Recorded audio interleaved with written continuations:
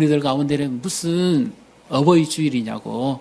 이건 뭐 옛날 시대에 보수주의, 봉건주의 시대에 하던 가르침이지 왜 어버이 주일이 필요하냐고 그렇게 또 생각할 수도 있을 것입니다. 이건 또 어쩌면 너무 윤리적인 그런 부분이 아니냐 이렇게 생각하는 분도 계실 겁니다. 그런데 지금은 우리가 이 말씀을 들어야 되는 이유가 있습니다. 가장 먼저 말씀을 드리면 우리는 부모만 섬기는 것이 아니라 창조의 질서를 통해서 우리에게 주신 그 하나님 아버지 안에서 부모와 우리 어른들을 공경하고 그리고 교회, 천국의 공동체에서 우리는 함께 이 부모를 공경하는 법을 배우고 어른을 공경하는 법을 배우고서 이 성도들 간에 서로 하나님의 말씀을 순종해 감으로 진정한 하나님의 말씀의 그 능력을 체험하며 살아가는 것이 이 어버이 주일에 우리의 가장 중요한 가르침인 줄로 믿습니다. 지금의 한 시대를요, 이렇게 단어를 참 말씀드리기가 부끄럽습니다. 지금은 어떤 시대입니까? 이렇게 질문을 드리면 그것도 모릅니까? 정보화 시대죠. 그렇게 말씀하실 수 있을 겁니다. 그런데 제가 지금 드리고자 하는 것은 그쪽이 아닙니다. 지금은 실종 시대입니다. 동방예의지국의 자랑거리였던 그 동방예의지국이 아니라 지금은 우리의 청소년들과 청년들과 이 모든 세대는 지금 실종하고 있습니다. 윤리가 실종되고 있어요. 동방예의지국이 아니라 동방폭력 국가로 바뀌고 있습니다.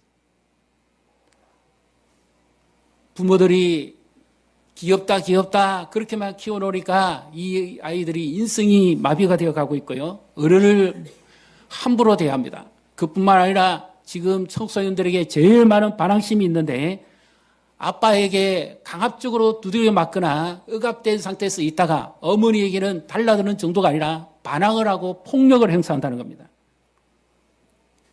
사랑스러운 내 자녀가 왜 이렇게 폭언을 하고 폭력을 합니까? 그래서 학교에서 가서 자기보다 약한 애를 집단으로 구타를 하고 폭력을 행사합니다. 지금 스승에 대한 예의도 없습니다. 어른에 대한 예의도 없습니다. 모든 것이 실종됐습니다. 인간 윤리가 실종되었고 가정이 실종되고 있습니다. 하나님께서 주신 천국 같은 가정이 지금은 실종되어서 가정이 아니라 완전히 폭력의 집단입니다. 부부가 서로 싸우고 말다툼하는 정도가 아니라 흉기가 오가고 온갖 폭언과 폭력이 지금 자연자연이 되고 있습니다.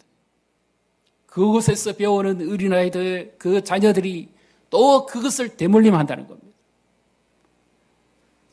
동방예의지국이라는 말은 옛말입니다. 아이들은 지금 무섭게 인성이 망가지고 있고 재성에 물들어가고 있습니다. 그뿐만 아니라 오늘 이 말씀을 들어보면 이 말씀은 어린아이들에게도 물론 해당이 되어집니다만은 어린아이가 불효하는 경우는 사실상 그렇게 많지가 않습니다. 그리고 어린아이는 부모의 그늘 아래 있기 때문에 언제든지 엄한 교훈과 가르침 속에서 행동이 달라질 수가 있습니다. 그러나 이 말씀은 다른 계명과 연결해 보면 어떻게 보면 더 직접적으로 이 말씀의 대상자는 가정을 가진 30 이상 60 정도 되어지는 가정을 가진 어른들에게 해당되어집니다. 왜 그렇습니까? 이제 이 어른들이 더 연세가 많이 드신 경제권도 잃어버리고 활동도 할 수도 없고 몸도 불편한 이 어른들을 대하기에 소홀하기가 더 쉽기 때문입니다. 그래서 성경이 내 부모를 공경하는 것은 캐캐묵은 옛날 이야기를 하는 것이 아닙니다. 하나님께서 실종되어버린 이 시대를, 실종되어버린 이 가정을, 실종되어버린 이 하나님의 말씀을 바르게 움직이게 하심으로 실종되어버린 것을 다시 찾아서 진정한 천국의 삶, 진정한 천국의 가정, 진정한 천국의 교회, 진정한 천국의 성도들의 삶을 이루게 하시기를 위함인 줄로 믿으시기를 바랍니다. 인간 윤리의 실종, 가정의 실종 이 정도가 아니라 더 나아가서 가장 중요한 실종이 있습니다. 무엇이 실종되고 있습니까? 하나님의 말씀의 능력이 실종되고 있고 더 나아가서는 하나님이 지금 실종되고 있습니다. 가정에서 하나님이 떠나가고 있어요. 하나님이 세우신 거룩한 가정, 거룩한 교회, 거룩한 성도라고 하는 그 거룩함이 지금 실종되고 있습니다. 온갖 죄와 세상의 문화에 빠져들어서 거룩함이 지금 상실되고 있습니다. 그렇기 때문에 더더욱 이 말씀을 무엇을 잃어버리고 사는지 우리로 하여금 어떻게 사는 것이 진정한 하나님의 자녀들의 삶인지 그것을 깨우쳐 주는 말씀입니다.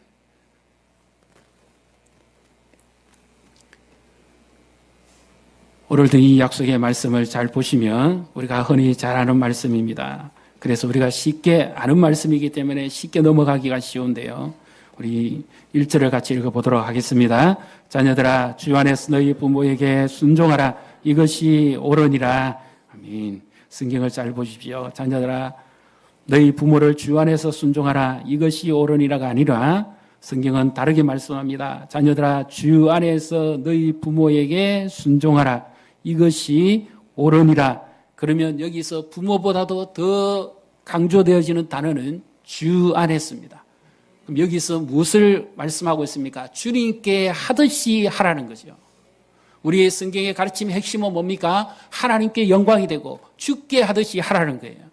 그러면 가정에서도 부모에게도 어른에게도 사회에서도 학교에서도 교회에서도 우리 모두를 누구에게 하듯 해야 되는가 하면 주께 하듯이 해야 된다는 거죠. 이것이 진정한 성경의 가르침입니다.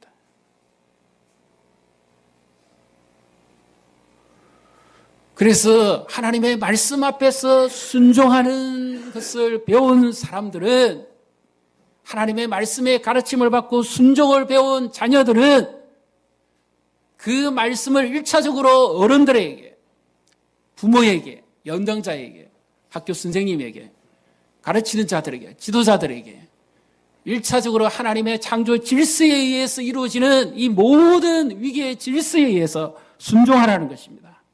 그것이 바로 죽게 하는 것이라는 거죠. 그럼 이걸 뒤집어서 한번 말씀드려 볼게요. 지금 내가 어떻게 하고 있는지, 지금 내가 부모님을 어떻게, 어른들을 어떻게 공경하고 섬기고 있는지 그것을 지금 내가 하고 있는 대로 그것을 누구에게 하고 있느냐? 주님께 하고 있다. 그 말입니다.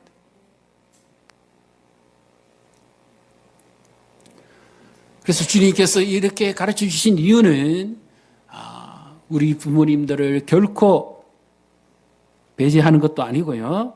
더더욱 중요한 말씀을 여기서 가르치고 있습니다. 자, 이제 2절, 3절을 같이 읽습니다. 내 아버지와 어머니를 공경하라. 이것은 약속이 있는 첫 계명이니 이로써 내가 잘되고 땅에서 장수하리라. 아멘. 여기도 우리가 오해하기가 쉽습니다. 내 부모를 잘 섬겨라. 그러면 복을 받는다. 그래서 자칫 잘못하면 기독교는 한쪽으로 너무 치우친 종교가 아니냐 이렇게 생각하기도 쉽고요. 또 불신자 입장에서 안티적인 사람들 입장에서는 저 기독교인들은 부모도 모르는 어른도 모르는 불효자들이다. 조상도 모르는 윤리도 모르는 그런 자들이라고 하고 굉장히 오해하기가 쉽습니다. 왜냐하면 주 안에서 순종하라, 주 안에서 공경하라 그랬으니까 1차적으로 하나님의 말씀을 따르는 그 가르침의 그 참된 의미를 모르면 믿지 않는 부모님이나 어른들에 대해서 함부로 할 수 있다고 하는 오해를 부를 수가 있습니다.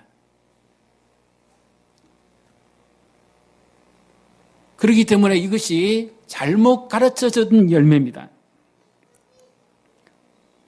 주님께서 지금 여기서 말씀하시는 것은 공경하라는 의미는 하나님을 경외하듯이 하라는 카베드, 무겁다 하는 그런 의미입니다.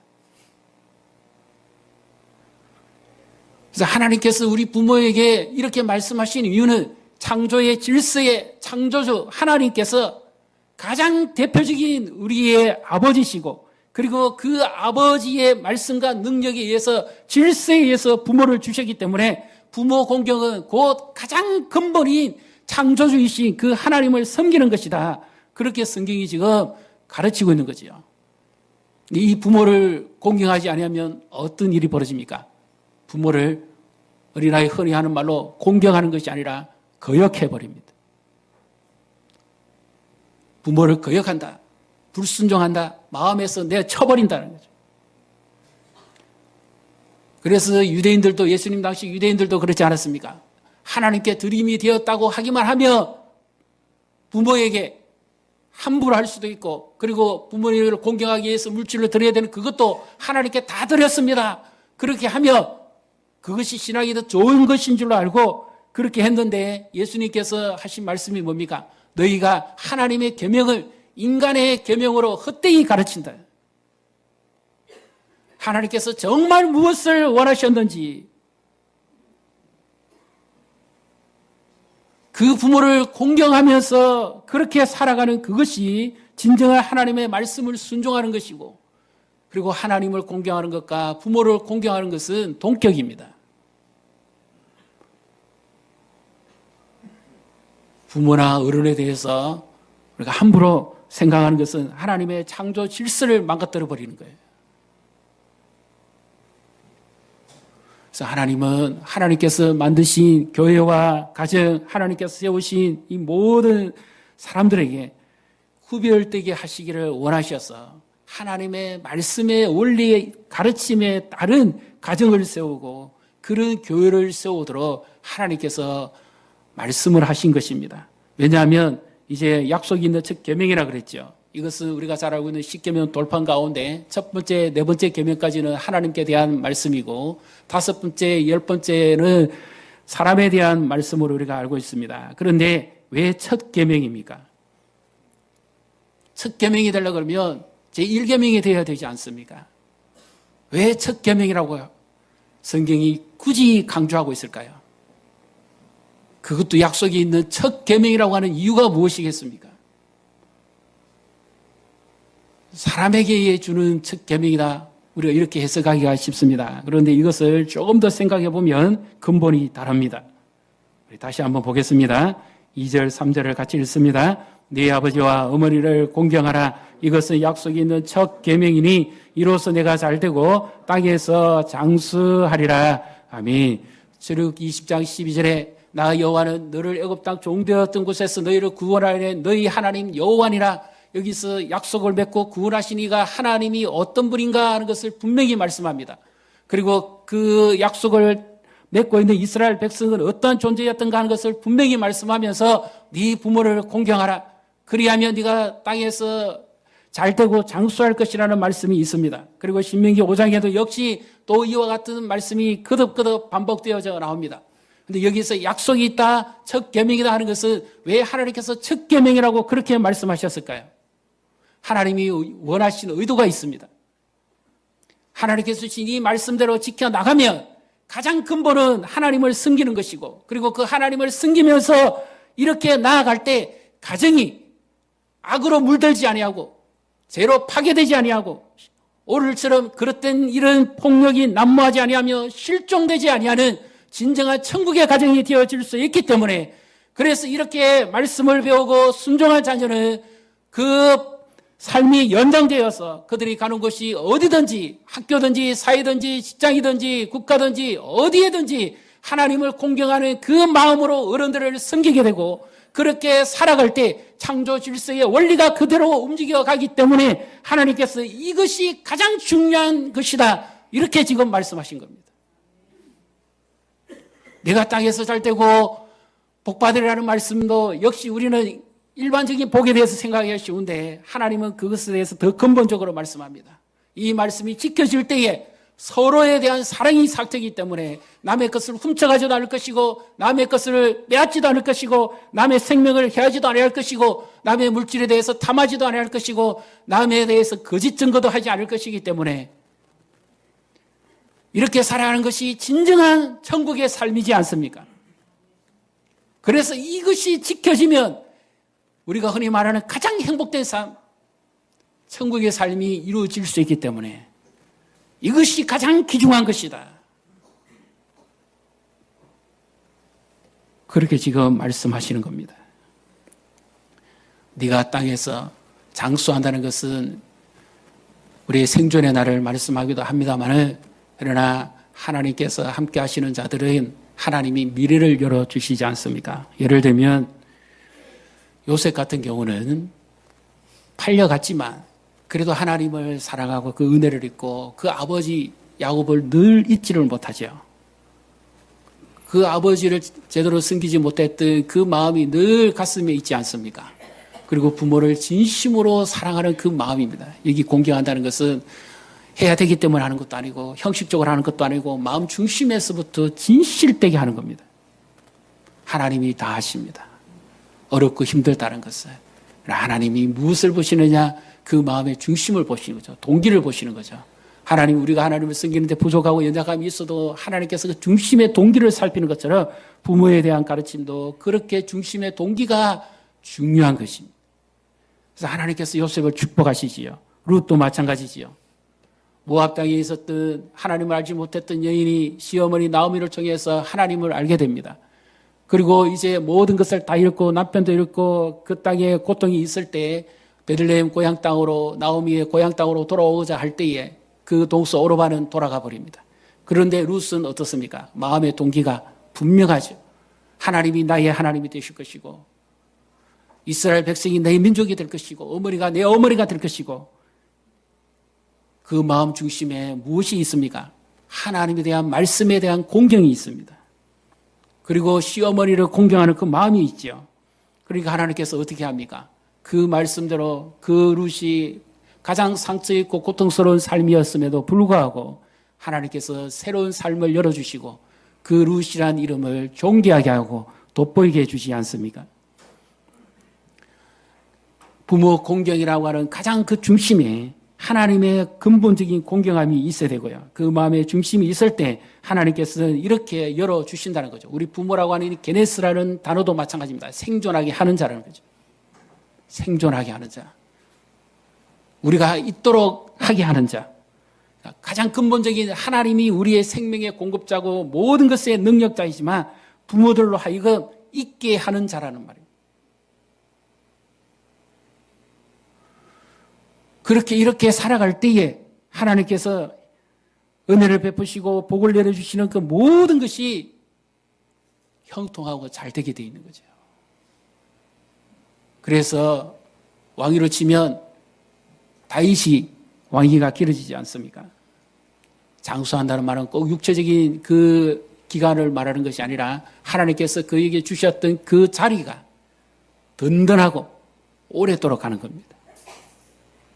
하나님께서 우리에게 주신 이 모든 일상의 기반들 가운데 하나님의 말씀을 사랑하고 공경하고 중심으로 경외하는 자를 하나님은 높여주시는 줄로 믿습니다. 부모를 공경하고 어른을 공경하고 그렇게 살아갈 때에 이 시대, 지금 실종의 시대입니다. 잃어버린 시대입니다. 하나님은 누구를 찾을까요? 하나님의 말씀을 사랑하고 하나님을 경외하고 그 말씀 안에서 부모를 경외하고 어른을 공경하고 순종하는 자를 찾는 줄로 믿습니다.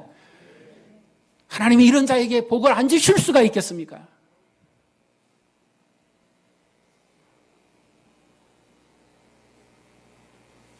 우리 부모님의 수고와 애씀과 그 헌신을 무엇으로 다 표현하고 바꿀 수 있겠습니까?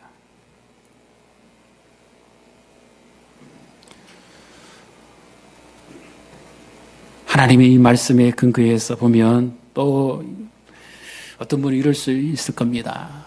가정에 지금 본인은 먼저 믿고 부모님은 믿지 않은 분이 계실 겁니다. 물론 우리가 믿지 않는 부모님이라 할지라도 하나님 앞에서 공경하고 예를 갖춰야 됩니다. 다만 우리가 교회 생활, 그러니까 예배를 드리고 하나님 말씀을 지키는 데 있어서만 충돌이 될 때라도 우리 것을 고집하고 간절시키지 말고 예의는 늘 갖추고요. 늘 평상시에 내 아들이, 내 딸이, 우리 며느리가 사이가 늘 다른 것에 있어서는 나에게 정직하게 하고 예의를 갖추고 공경하고 다 했는데 자기가 신앙하고 있는 이 한 부분 여기에 대해서만큼은 나에게 뭔가를 이야기할 때에 고집을 피우지 아니하고 그럼에도 불구하고 이해해 주려고 하고 효를 갖추는 마음으로 그렇게 대해준다는 것이 설득되어지고 이해가 되어진다면 그래서 부모님들의 이 오해가 풀리고 진정 하나님을 사랑하는 자는 이렇게 사는 것이구나 하는 것이 깨달아질 때 그 부모님을 전도할 수가 있습니다. 하나님을 잘 숨긴다는 이유로 엄마 아빠는 할아버지 할머니는 하나님도 모르니까 그렇죠. 그렇게 해서 무시해서 될 것이 아닙니다. 그러면 전도를 더 못합니다. 우리의 삶 속에서 정말 언제나 한결같은데 하나님 앞에서만큼만 더 무엇이 있길래 저렇게 사느냐. 그래서 감동을 받고 그래서 하나님의 복음을 듣고 예수를 믿게 하는 그것이 최고의 효도인 줄로 믿습니다. 다른 것은 다 예수 믿는다는 삶은 최고의 삶을 말하는 것이고요. 예수님도 부모를 업신여기지 아니했습니다. 예수님 자신이 전능자고 하나님이었음에도 불구하고 십자가를 지고 마지막 물과 피를 달려 죄인들을 위해 돌아가실 때도 예수님은 사랑하는 제자 요한에게 보라 네 어머니다. 그 어머니를 부탁을 했습니다. 얼마든지 업신여길 수 있지 않습니까? 그럼에도 불구하고 예수님조차도 그 부모에게 홀대하지 않았습니다. 우리가 신앙을 가진다는 것은 모든 것에 있어서 최고의 삶을 이야기하는 겁니다. 그러면 부모 공경도 최고의 삶이 되어야 됩니다. 어른의 공경도 최고의 삶이 되어야 됩니다. 그것이 진정한 천국 백성의 삶이고 실종된 가정을 되찾는 것이고 무너진 교회를 되살리는 것이고 이 사회와 나라가 혼란스러운 것을 하나님의 말씀이 역사하심으로 다시 일어서게 되는 것인 줄로 믿습니다. 그래서 하나님이 찾으십니다. 이 실종된 시대에 특종감을 찾습니다. 누가 내 마음에 합한 자인가? 이들이 입으로는 나를 존경하지만 마음은 내게서 멀도다. 다 실종되어 버린 하나님의 말씀과 하나님 자신도 실종되어 버린 가정, 사회, 시대 속에서 하나님의 진정한 특종을 찾겠지요. 하나님 마음에 합한 자. 그 한 사람이면 내 마음에 족하도다.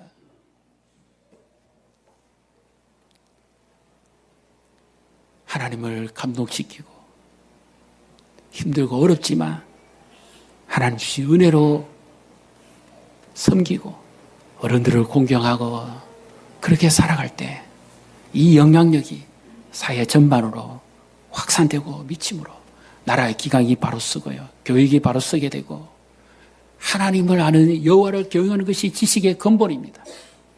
이 가르침이 반드시 쓰일 때 가정이 든든히 서게 될 것이고 교육이 바로 될 것이고 나라가 바로 되게 될 것이고 자녀들이 바로 서게 될 것이고 하나님의 사랑을 받을 줄로 믿습니다. 그래서 우리는 이 말씀을 다시 새겨야 됩니다. 부모님이 계시지 않아도 교회 안의 어르신들을 하나님께서 주신 말씀에 의해서 우리는 공경하고 그렇게 섬겨야 됩니다. 그렇게 섬기고 살아가는 것을 어디서 배워야 됩니까? 교회에서 배워야 됩니다. 교회가 천국의 공동체가 되어지고 이렇게 살아갈 때 하나님의 기뻐하는 가정도 회복되어지고 사회도 회복되어지고 모든 삶 속에 하나님의 공급하심이 충만하게 될 줄로 믿습니다.